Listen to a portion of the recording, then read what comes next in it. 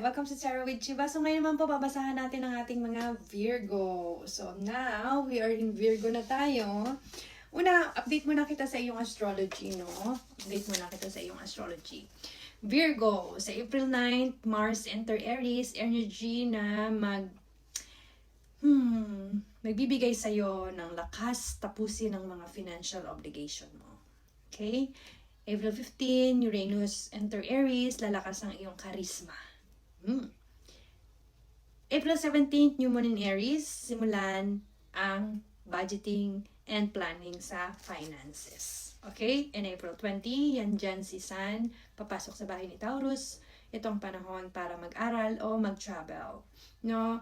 Pagpapalawak ng pananaw sa buhay. Energy. Ito yung energy, no? And then, sa yung April 25, yung just Uranus, papasok kay Gemini, no? Sa bahay ni Gemini. Magpapabago ito sa iyo ng iyong parang direction sa iyong trabaho or maaaring sudden na pagbabago sa iyong career. So, yes, no? Overall, ang iyong astrology reading sa video na ito, Virgo, is about deep transformation and financial mastery. That's your overall sa iyong astrology, and let's move to your tarot reading. Alright, so once again, remember, tarot is only for a guidance, no? Your action create your reality.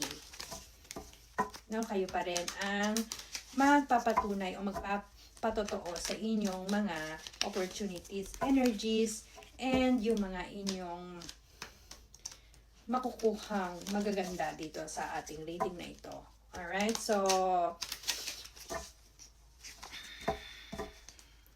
let me see. Aries ay nasa iyong 8th house. So, meaning, 8th house is about house of shared resources and transformation. No? Transformation. So, ano ba ibig sabihin ng houses natin ito?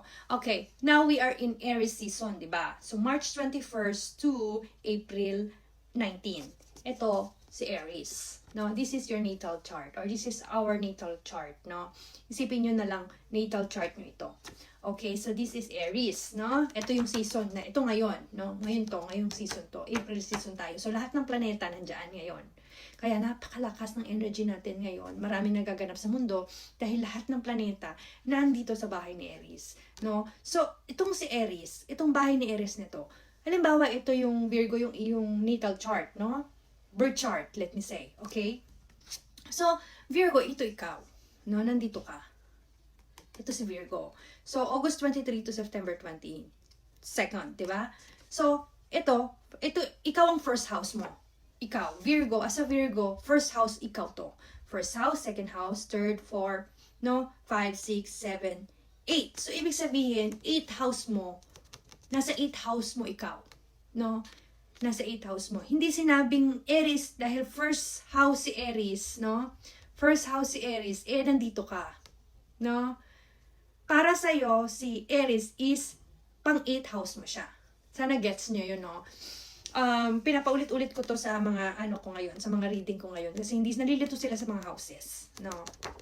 So, 8th house is about your house of shared resources and transformation. No?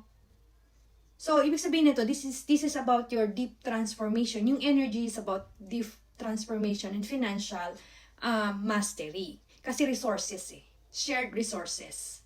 So, ibig sabihin, financial or financial mastery mo. Itong 8th house mo. Alright? So, that's your 8th house.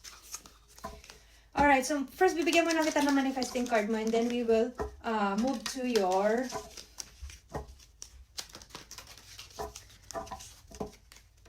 tarot card reading. This is Sun, Moon, Rising, as well as Venus placement. Only takes for resonate with you and leave what doesn't. Okay, once again, tarot is just a guidance. You are the one who will create your reality. Okay? So, this is your manifesting card. Crossing into light. Ayun na. Crossing into light. Dumaan ka na sa liwanag, no? Crossing. Babasahin ko. Sabay tayo. I face a new bridge on my journey to inner transformation. Like every day, I practice the laws of universal love. I approach the current situation with positivity, knowing it will help me grow and evolve. As I cross this bridge towards the light, I am reminded of the true meaning of life. Okay, pwede mo itong screenshot, no? Tama nga, transformation. Kahit sa energy mo, dito, no, sa iyong oracle or manifesting card, no, parehas ang sinasabi because your energy is about deep transformation and financial mastery.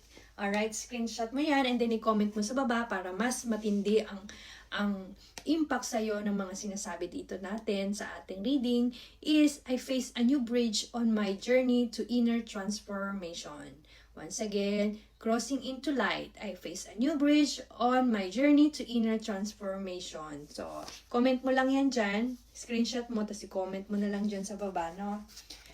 Alright, Virgo. With all that being said, let's start to your energy. Ano yung energy mo pa from the tarot? Energy, spirit guide, help me to read Virgo today. This is your April reading. General reading lang po ito, no? Okay, tignan natin ang energy ng ating Virgo. You have the Seven of Swords. You have the Five of Cups. And about energy and opportunities, you have the Princess of Pentacles. Wow. Okay, panay ang labas na Princess of Pentacles, no? Alright, first, yung Seven of Swords. No. May mga mental, this past few months, no? Or let's say this past 2025, no? I would say past 2025, no? Marami kang mga mental stress, no? Na mga na, alam mo yon yung mga na ranasan mo, no? Pero sinasabi dito nitong card na to na Seven of Swords mo, no? No? Itapon mo na. Itapon mo na yung mga nagpasakit lang sa mental mo. Yung nagpa-drain lang sa'yo. Okay? Itapon mo na. Huwag ka na mag-alinlangan itapon. And then this animal is your, once again, this is your spiritual animal. No? Reindeer. Yes, si reindeer to. No? This is about self-reflection din. Kasi nakikita mo yung iyong sarili sa reflection from the water or from the river. No? So, ika-clarify pa rin natin to. No? And then, katulad nga ng sabi natin, you have a five of cups. No? Kahit may mga, let's say, may mga disappointment kang naranasan noon, Virgo, no? Huwag kang mag-alinlangan at tumingin sa likod mo. Tingnan mo yung likod mo. May dalawang cups, may butterfly. Merong rainbow, merong sun. 'Di ba? Yung opportunities, no? Kahit may maraming mga stress or mental stress or mga nagpasakit ng mga ulo mo, nagpa-stress mo, responsibilities, no? Maraming nag-betrayed sa'yo, anything, ano man yan sa part ng buhay mo, no? Huwag mong kakalimutan dahil sa likod mo, andiyan ang liwanag, andiyan ang mga opportunities, nandiyan. All you have to do is, tingnan mo, gisingin mo yung sarili mo. Gisingin mo yung sarili mo, mag-awakening ka, mag-transformation ka, mag-transform ka. Kung kinakailangan ng deep conversation or laliman yung pag-uusap, kasi magkakaroon ka ng energy dito, nakikita ko dito, this is actually animal, spiritual animal guide, no? So, divine protected ka. Ang dami mong animals dyan, no? Divine protected ka dito. Makita mo na yung star. No? Huwag kang mag-alala, protected ka ng mga animals mo, mga ancestors, and yung mga animals, spirit animals. No? Like I said, kahit saan tayo magpunta, may mga spirito. No? Na nagagala-gala lang dyan. And those spirits, no? Protected ka. Protected ka from the universe. Wow. Paganda. And,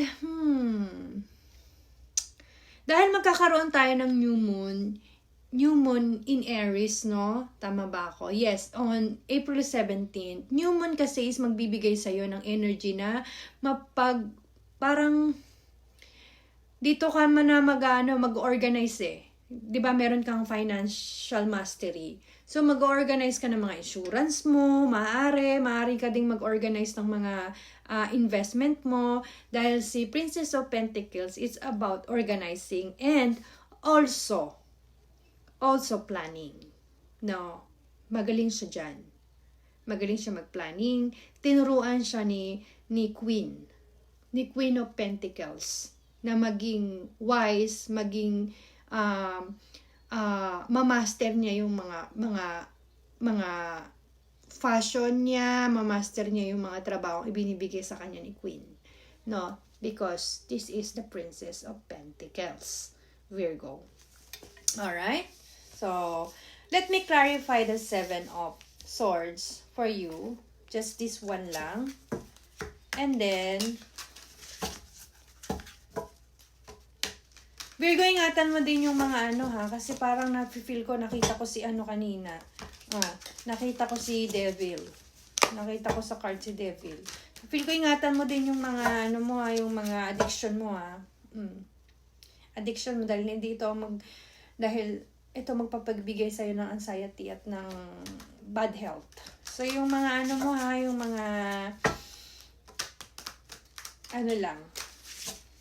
mga hindi magagandang mga halimbawa mag-minom, mag-party, mag-cheating, basta yung mga yung mga negative na no? Another one for 7 of Swords. Fertility. No, malakas nga yung charisma mo when it comes to love kasi meron kang the Empress. If babae ka, maaaring mabuntis ka din. Virgo. Kasi malalim yung mo eh. Tsaka makaka-attract ka ng tao, no? You have the 4 of Cups. No? April to May 21st, time period. Divine Feminine. Fertility. Sa career naman, meron kang creativity. Transformation nga ito. Transformation. No? Kapag di ka nakapag-transformation, maaaring karmic universe karmic contract. Yeah, Venus. Venus to eh. Venus card to eh. Meron tayong Venus in April 15. Venus papasok sa bahay ni Aries, which is your 8th house, no? And then you have 4 of Cups. Medyo may boring kang no? May boredom kang or lack of progress ka man, no? Alamin mo. In your deep transformation, alamin mo kung ano yung mga gusto mo. This is your chance na malaman mo kung ano talaga yung mga gusto mong gawin, ano talaga yung mga plano mo. Simulan mo na, no? Simulan mo na, Virgo. Simulan mo na. At ito yung napakaganda na chance mo para mag-transform, no? Transform. Wow. Well, ayoko naman masyado ng idip pa kasi tatagal na tayo. But Virgo, you are the hermit, which is you always looking for something light, no? To light up your life, yourself, no? And then you always care about other people. And then I think this is the right time to transform and focus on your financial, no? Financial mo. At this is the right time naman na para umalis ka na doon sa lalim. Dahil habang ang lahat ay busy sa energy ni Aries na napakabilis tumakbo, napaka-fiery, ikaw is still working sa ilalim, which is sa iyong inner, no? Sa iyong internal, no? And then wala kang pakialam, basta you go, work. And chararara, work ka lang, no? Try to connect with yourself, no? Connect and transform, no? So, hanapin mo yung ilaw mo. Because you're the hermit. Like said, crossing into light. Hanapin mo yung ilaw na yan. Crossing into the light. Comment, I will find my light. Or I face a new bridge of my journey to inner transformation. Ikaw nang bahala kung anong gusto mo i-comment dyan. Basta kung ako sa'yo, I claim this positive, no? May mga negative man, no? All it takes will resonate with you. Remember, tarot is only for guidance, no? No, kung gusto nyo magkakatotoo to, nasa sayo pa rin ang aksyon. Alright, that's your reading, Virgo, and see you in my next video.